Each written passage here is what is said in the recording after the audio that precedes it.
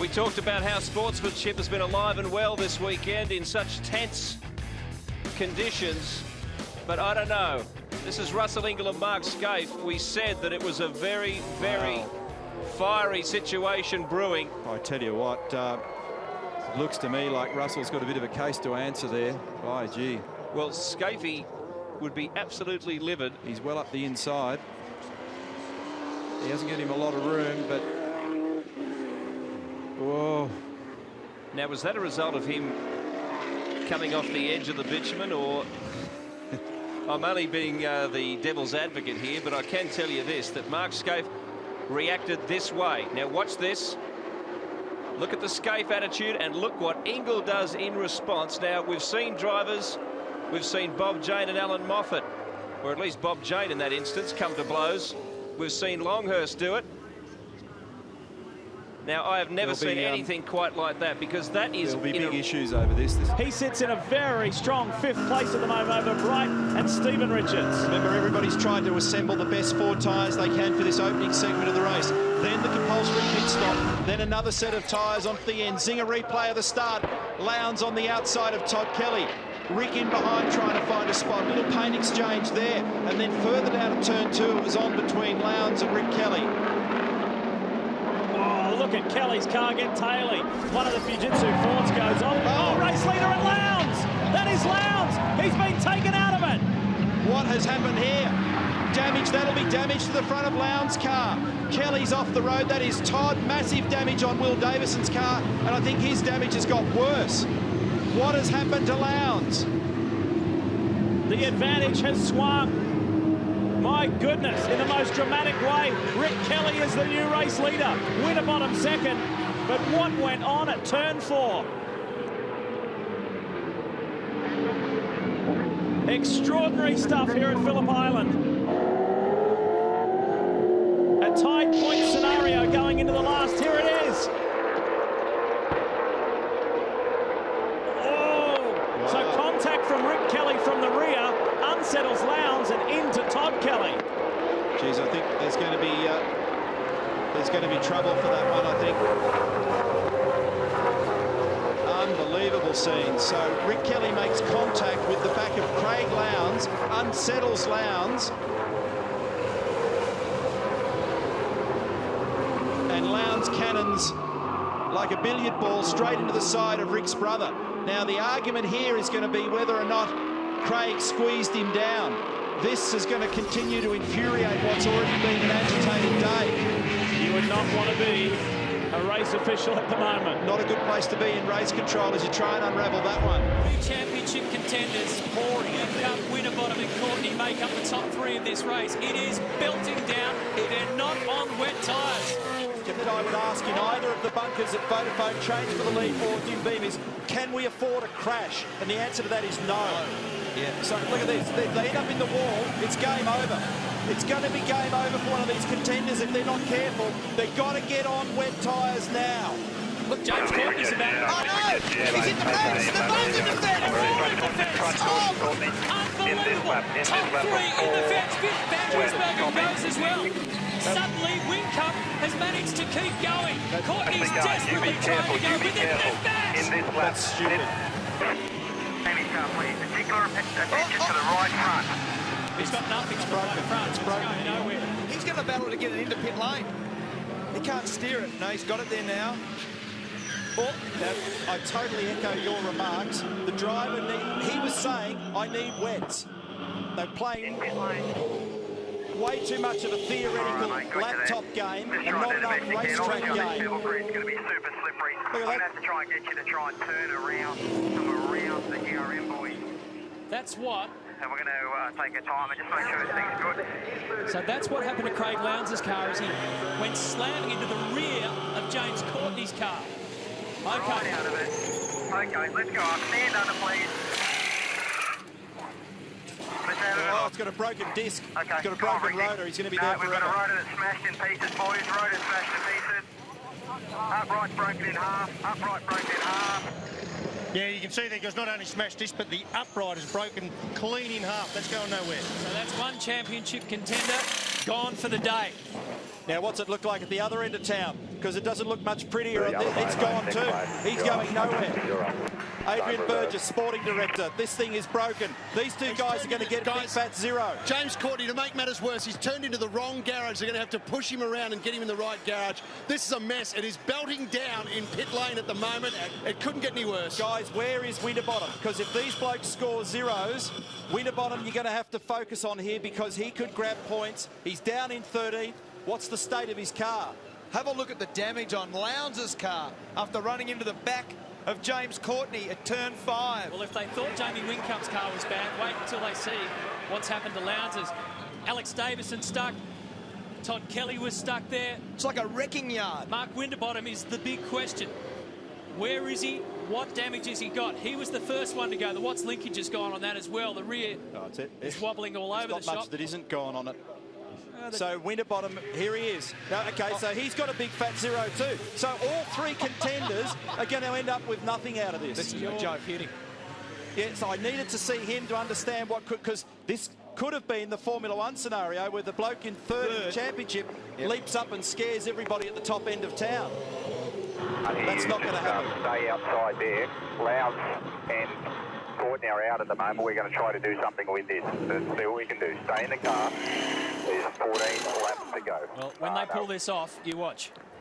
Now, if they get it off, I'm going to be interested in whether this gets declared, and if it does, when the declaration happens, if it happens, it could have impact on the result and the championship because of who was leading second, third and so on at the time.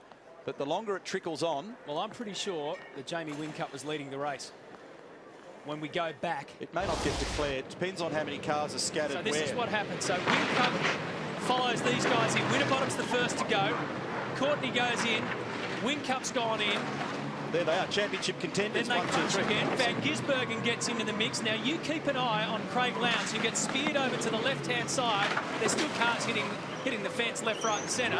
And then there's Michael Caruso. Todd Kelly will arrive on the picture sooner or later because he couldn't go anywhere. And then watch this. Oh, that's from Jamie Whincup. There's Courtney. This is a championship moment evaporating in the middle of a rainstorm. But it's the status quo. So it's a reset for tomorrow. So forget about the championship contenders. They've actually all neutralised each other. Each of the teams and their strategists have neutralised each other. Check this out. Watch James Courtney's car and Craig Lowndes. Rush.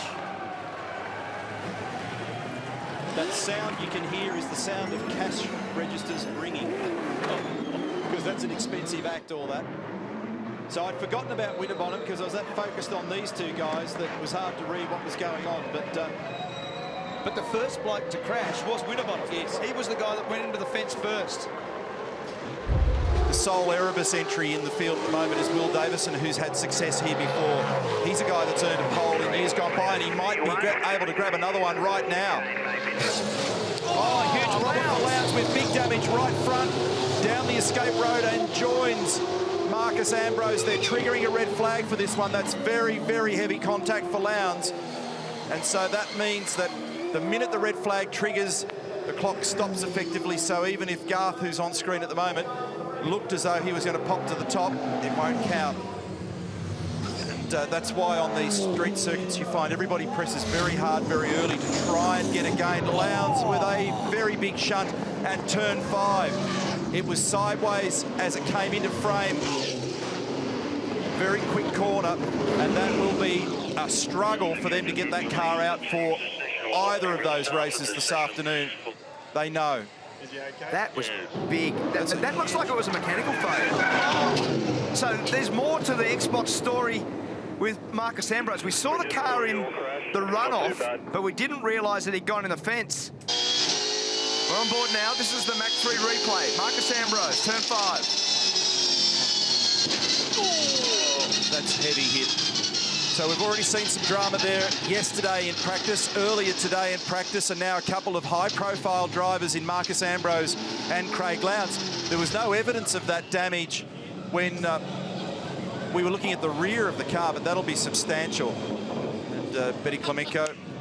Now, Will Davison had a pole here for Ford Performance Racing, and there is Lowndes. Session ended, so that defaults to a pole position for Will. So that would allow him to enjoy tomorrow and take the stress out of this championship battle. It's been an epic battle this year between two very, very competitive young men, and the way that Van Gisbergen's applied himself is a real credit to his campaign this season. Rusty? Mark Winterbottom said to us earlier in the weekend, Scapey, that if there was an Achilles heel for him this season, it was car speed. And I've just wandered into Pro Drive Racing Australia just to kind of question mark what you asked a moment ago. Is there a problem for car number one? Chris O'Toole tells me no issue, but he kind of shook his head because the speed from Van Gisbergen in his eyes looks impressive. He's having a sniff down the inside at 9. The gap is narrowed, and he's turned around Winterbottom. Oh, Frosty didn't fully rotate. Now, he's got to be so careful for McPherson. He understands the risk of this. They're swamping Van Gisbergen. He's disappearing down the field at the moment, and the last thing the Kiwi needs is a penalty. So the gap diminished on the braking run into turn 9. Now he's got all kinds of trouble. He's got Rick Kelly, Chaz Mostert, Nick Percat. There are people all over him at the moment, and Van Gisbergen has gone down the order. Back in your rhythm. Now, will he redress? What will he do here? Because the only way that he'll minimise the penalty is to duck back out, and Winterbottom's come in, so he can't redress based on that. So there's a lot of damage on the left-hand front of that car. This is big in the championship battle that we've seen this year. The man who won the championship on the streets of Sydney last year, Mark Winterbottom, has been turned around. Just get to come around here, pull that bar forward, come around here and help pull that bar forward. Van Gisbergen will get a penalty for this. It was a late move. We'll do some repairs. Let's get it back on the lap. Put the tyre back on it. We need to keep it on the lead lap. We need to keep it on the lead lap. Got a bit of panic going to stay on the lead lap. A lot of damage to the front of the Bottle Falcon. Okay, go, go, go, go, go, go, go, go, go. As you can see, what we have to do. Yeah, well. So there's a point where you send it. Standard protocol in the business is don't drop the lap or you never get it back. So even if it's wounded, send it. So they've got it sorted out. Here's the replay. So down the inside on the shallow side, eventually Frosty's got to turn in. That was one of those awkward moments. That's where the damage occurred. Is there damage to the right-hand rear of Van Gisbergen's too? Because that hit quite hard. When he come by, here's the replay, so he gets down. Pit lane penalty Here we go. for car 97. Pit lane car penalty 97. for car 97. Driving infringement. A penalty for car 97. The race director, Tim Schenken, has just called on the race management channel that there'll be a penalty as a result of this clumsy move. This lap, we can recover. Oh, and that's the point that I'm concerned about, because when he ran over the wheel, there's Grant McPherson, his engineer. They're battling to control the cars, and it's for sheep stations. This now, for McLaughlin, is an absolute must make. Wide. James went wide at turn 12. It's a must make. It's a must make. He's got to come off turn 1 with a run and do the same thing that he did to Tander. And that'll be the focus. He's maximising the line entries. He's hitting his targets. James did an excellent job through turn 1. He's not going to get it done this time when they get to the top of Watt Street. It's an incredible climb to the top of the hill here. McLaughlin currently sits in 12th position. James didn't get it turned down. He's really battling with that car. And Craig Lowndes is ready to pounce. It's all or nothing. This is everything for the Virgin Australia Supercar Championship this year. This is full sweaty palm stuff. A little mistake at 7 for Moffat. He didn't get it quite to the apex. McLaughlin tries up, down and around. Lowndes is in here as well. Does he slide down the inside? No, he can't afford to open up the gap. Or Lowndes is going to grab him. This is crazy stuff to finish the championship. Don't be surprised if you see Craig Lowndes make a dive before Moffat yields. Can he get across? Can he get down the inside? He's down there. He gets down there. What's happened to Lowndes? Because here comes Craig Lowndes, but at the moment McLaughlin's got this. He's just managed to grab 11th place. That is enough for a championship. This is crazy. The two G-Owen drivers make contact on the exit of 12. This is not done, folks. This is unbelievable. Now Craig Lowndes, if he passes McLaughlin, He's off! He's made a mistake. Lowndes is down the inside. They're going to crash. They've hit on the way up the hill. Unbelievable. Lowndes has broken the front left. He's out of business. Lowndes is out of business. He's off the road. What an extraordinary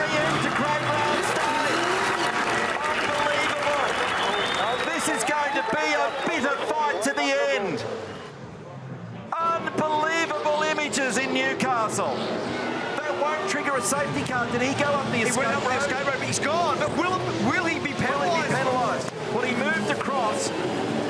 My goodness, folks. I've never seen anything like it. I've never seen anything like it in motorsport.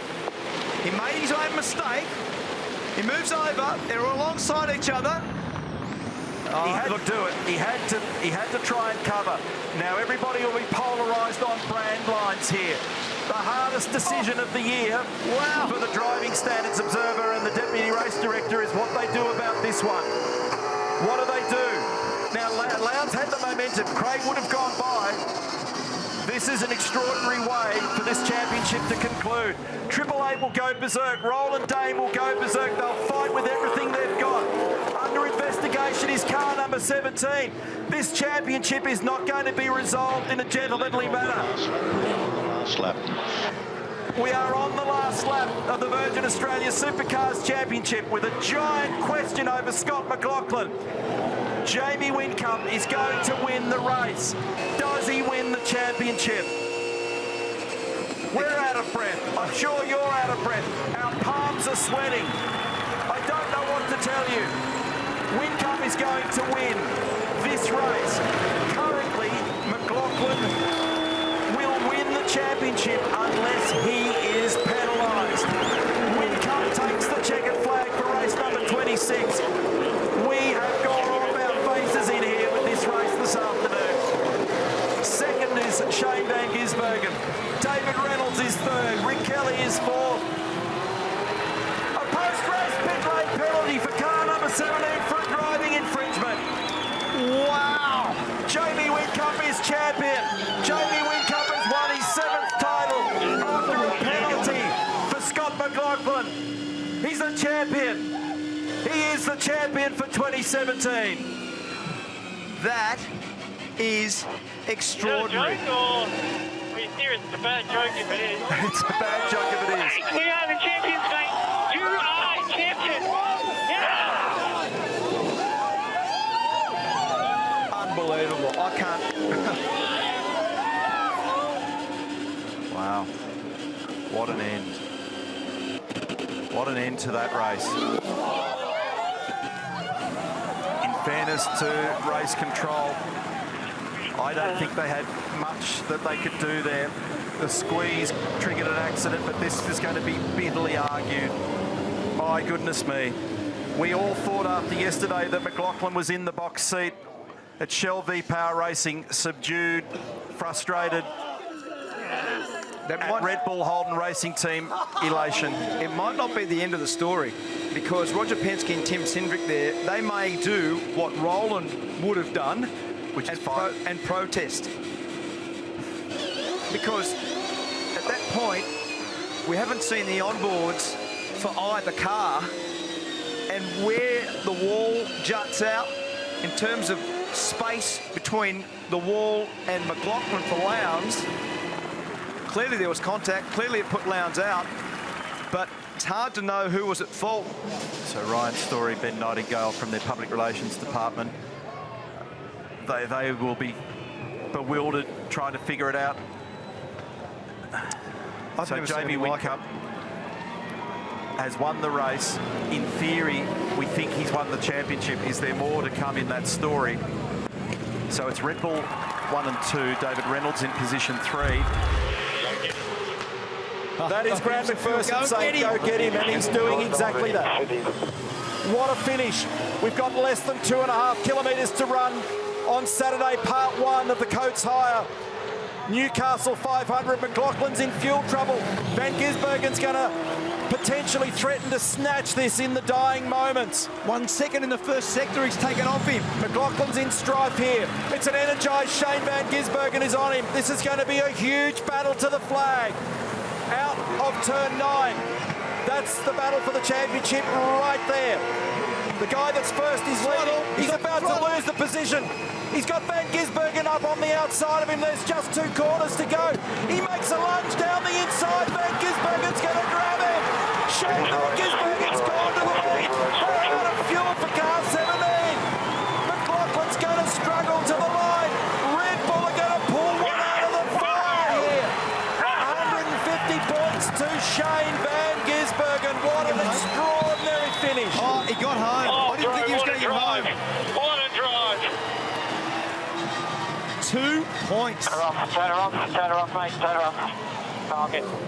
2 points it's going to be. Can you believe that? That's why you never give up. That's what everyone's saying. Wow. So Ryan's story told us that they were all okay.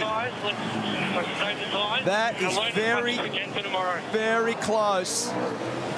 And we could see there in 1 second in the first sector how much trouble that he was in. And this young man has done a tremendous job. They had to stop a third time, remember, an extra time to make sure that everything went in from 140 litres. Scotty's out, but he got home. The good thing is, I thought he was going to not make it home. Well, I tell you, lucky that he was able to even achieve that. So now the other thing is, we got 29 laps of racing to come. This is not exactly over. There's a long, long way to go here. Safety car boards and safety car. We've got a safety car, and we rubbed the wall. Waters rubbed the wall on exit then. Incident, turn 11, drivers. Another incident at turn 11. I heard James Taylor in the background, our race director. So does the replay tell us what's gone down here? Who are we riding with? Oh, that was the car in front.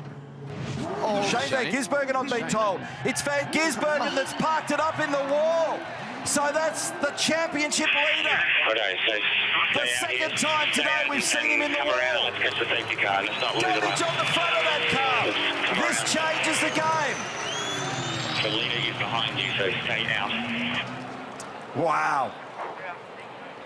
Whincup keeps an eye on proceedings. That's more than a bruise. Turn 11 has been a magnet. Waters back in, Pie back in. They're going to try and squeeze the fuel in that they need.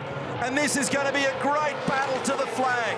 It's going to be an extra 5 litres required for this man versus this man. So they've squirted some fuel in. Pie might grab him. Do they get the Tickford car out? They do. They just get him out in front. What a great strategy play for Tickford. They watched the other car and they plugged the fuel up when it mattered. How cool. Well done. That was very well done. And they were able to get him back out in front, which was a crucial aspect of how this is playing. I thought dead set that Pie got him. And I reckon that Waters is now short fuel, so he's going to have to save like a maniac. But the safety car will help.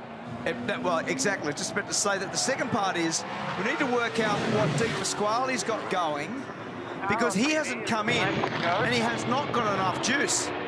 Did Di Pasquale just come in? No, he missed it. Yeah. No, but he needed to have topped up. Is today the day? Go for part 1 of the Adelaide 500 and a great start by Brody. And they bump and grind their way to turn 1 with Reynolds up on the outside being forced into a yield. It was a bad start, weirdly, there for Van Gisbergen.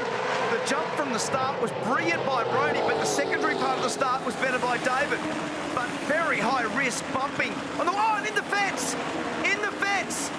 So Will Brown and I think Shane Van Gisbergen have actually made contact.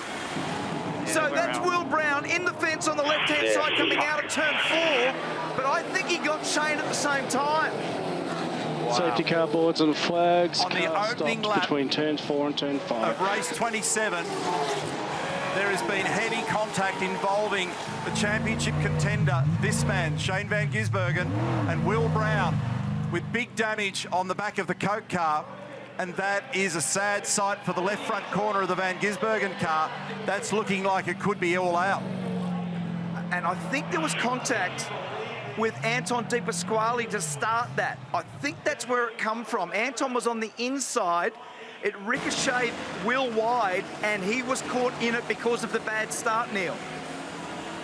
And leaping out of the car, big damage on the front of Will's car there. So a great initial jump by Kostecki. And then the secondary part of that start meant that he was almost under threat by Reynolds by the time they got down to turn 1, and then David was on the wrong side of the road. But how's this for a story? Only seconds old into the race. We jump on board now with Reynolds. Very good start. And Brodie's trying to give himself some space to open up the line into the corner. You can see that David's compromised on the right side of the road. And in the end, he just yields. Now, look further back in the pack. Bad start, being Gisbergen. Yep. So he's lost a spot by the time they get down to turn 1. He stayed up high on the outside. Had to straight line the chicane out the other side. Now, keep an eye when they get up here into the braking area. So that's Anton, who makes contact with Brown. Yeah, and Shane had nowhere to go. He's just an unwitting victim in the whole thing. Just clips him on the way by. So you got that 100%. On board here with Will Brown, turn 1. Highly congested part of the racetrack here on the opening lap, and on a cold tyre, it's difficult to negotiate. So that's Di Pasquale just in front of him. He covers down the inside. Will's trying to make ground. Up on the outside, gets squeezed here. Bang, contact. Heavily into the wall. So he eats concrete on the left and gets Van Gisbergen on the right. So here it is again from external, turn 4. So they interlock wheels, fires Will into the road, and that catches Van Gisbergen and effectively ends his day. And Shane had nowhere to go. Absolutely nowhere to go. On board now. This is Cam Waters in the foreground, and the push and shove's happening up here at turn 4. We're with Shane. Bang, nowhere to go. In fact, the Mustang in front, Cam Waters, blocked his vision completely, didn't it? Because when you were on board just then, you didn't even see that Will went in. That went in hard. Yeah, that's a nasty shunt. Nasty for 2 reasons, because the right rear got monstered and savaged, and then it goes headlong into the wall. So it hits the tyres initially, but the wall's just after it, isn't it? Yeah, so that's going to have pretty significant damage to deal with. And then it's bitten this car. And Van Gisbergen literally had nowhere to go, and he's out of action. And that'll be part of this, not wanting to let him by. The downside, if either of them are not careful, is you could end up with a little catastrophe. And there it is, on cue. There's your catastrophe. Oh, my God. That was brewing for a long, long time. Get going, mate, get going. So is that damage and over and out? That's because crazy. That's exactly what I was just talking about, that you could end up with a disaster on your hands. And so this is going to brew up big. Is there residual damage on car number 25? And what are the implications of that? All right, mate, 7.5 seconds back to Brown. They've handed this thing to Will Brown. Oh, my God. Unbelievable scenes in Adelaide. I was just speculating on exactly that point. I barely got to the end of the sentence and it came to fruition. So damage on the right rear corner of this car. Is that going to threaten the life of the tyre? Yeah, no, it's gone. It's over. The right-hand rear, there's right-hand rear damage. Just give me what you can, mate. Give me what you can. But why wouldn't he just let him go? Oh, we were talking about it beforehand. Look, there was damage on the thing. It's an extraordinary scenario. So that is going to be clearly investigated and confirmed on our timing and scoring. This, ironically, could hand a victory to the champion, to Will Brown. And what a scenario that would be. To have plunged all the way to the bottom of the field after being tagged by his old teammate Brodie Kostecki, going all the way down the order, pointing in the wrong direction. Mark was openly questioning why you would bother to race. I responded with, there'll be pride in this, and the risk is if they play too hard, there could be contact. Bang, it happened with an exclamation. Let's have a look and understand more about all this again. What a moment here in Adelaide to wind up our championship. Down the inside he goes, bang, right rear corner, turns him, whack, into the Repco banner. And here's the angle from another viewpoint. Gets him in the right rear corner, and Brock will be done for that. Yep, he will certainly be done for that. Big contact. And now, what sort of performance have we got left in car number 25? Does it have anything? They'll do everything to resist coming in. 15 laps remain. It's hardly a small journey. And the onboard very telling with just how filthy and hard that impact was. Here it is again. Have a listen. Gone. 14 laps remaining. Race control looking at it. Disbelief in the garage. Garth? I just confirmed with Anthony McDonald, team manager for Walkinshaw and Jeddah United, that Chaz acknowledged that radio message from Sam Scafidi. He knew that Brock Feeney had a